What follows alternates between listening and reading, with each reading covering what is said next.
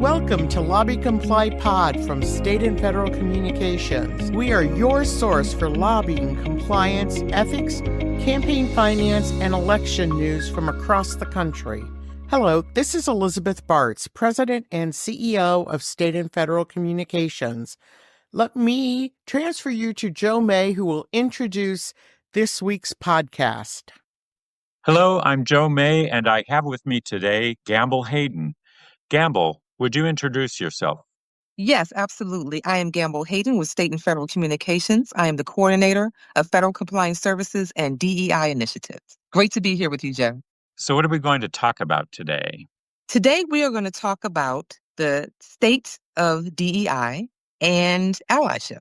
So you're someone who is a practitioner in DEI. Speak to us about where are we right now? What is the current atmosphere in DC? How do you feel personally about everything that's been going on?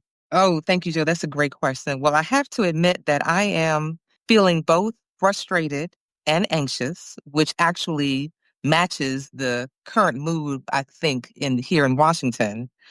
People are losing their jobs left and right. The economy is so uncertain. The atmosphere is really tense. And so I would say that in any other time, it would be a great time to be here in Washington. But given the state of DEI and everything else that is going on, I do think that the atmosphere is very challenging and a little toxic, if I might add. Yeah. But all that to say, I'm still dedicated to my DEI work.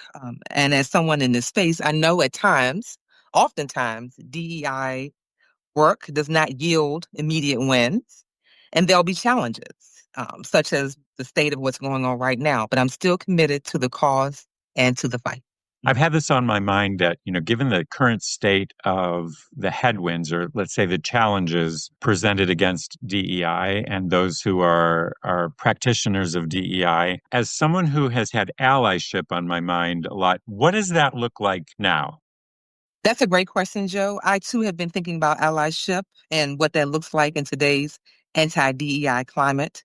I think now more than ever, those that identify as our allies really need to take the time now and step up, let their presence be known, and let their voices be heard. I always say it's one thing to say that you're an ally, but it's a whole other to actually walk the talk. And so those in my circle of allyship have also been thinking about what the state of allyship looks like and what they can do to step up now. Yeah, I think this has been something that for the last few months has been on my mind a lot. What does 2025 look like for me? And I've gotten a lot of inspiration from your leadership in women in government relations for this reason. I don't want my thoughts and opinions to simply be like from the chin up, in my brain and talking about it. I've really been thinking about where can I find the people who are in this work in my community, and to find organizations that I can join, that I can financially support, and that kind of thing. And so that's really been my goal. I am stepping into some roles of helping out organizations like the Akron Urban League, the Project Red Akron, groups that I haven't been involved with, but for several reasons. I want to be there. I want to be present. I want to do my best to add whatever I can to the work that they're doing. But I've heard this come up a lot, this kind of wrestling with it. So do you have any tips on how to become a great ally? Because I think, it's the kind of thing that it's going to look different for each person. So how does somebody explore this? That's a great question, Joe, and I think you're doing half the battle. Think about how you would like to show up for something or someone and start researching ways to do just that. Find those organizations to join or those causes to support, and join those conversations and see how you can make a difference. A couple other tips I'd like to add. Educate yourself on DEI. There's a lot of great information out here about DEI in general. Find reputable sources, like articles that are featured in Paycor or Mariana Strategies, and learn as much as possible. And speaking of learning, I'd like to add a final tip. Understand what DEI is not. It is not just about race and gender, but it's about everything that makes you who you are. All your interactions, situations, experiences, learned behavior, all of these are DEI. And I would encourage people to begin viewing situations and others through a DEI lens. Gamble, thank you so much. I do want to close with one more thing, though, and that is self-care. So, do you have any thoughts on how to look out for yourself, avoid burnout, deal with stress? What would you say to our listeners today? Yes, another great question.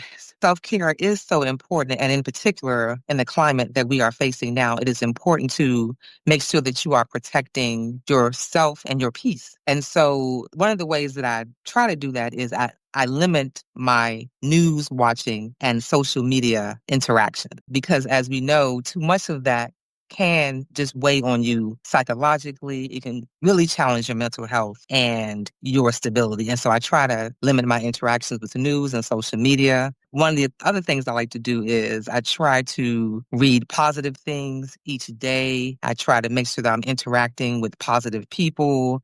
And actually, I was listening to a webinar the other day as it relates to DEI. And one of the practitioners said, continue to preach to the choir, which means we know that there is an anti-DEI atmosphere out here. However, we do know that there are still those out here like myself that are still committed to the work. So you all get together, find those like-minded individuals, and just continue preaching to the choir because we know as individuals and as a collective body that's working in DEI space, how important and how critical it is. And so that's how I'm protecting my peace and still staying in the fight. Oh, thank you, Gamble. I have to say, I am filled with gratitude for I don't know how many years we've been having this conversation. I'm Yes. just very grateful for it. But also, thank you for being with us here today. Thank you. I appreciate it. And have a great rest of your day. Take care. Thanks for listening to LobbyComply Pod from State and Federal Communications. For more news, visit LobbyComply.com. To learn more about how we can guide you along the road to compliance, visit stateandfed.com.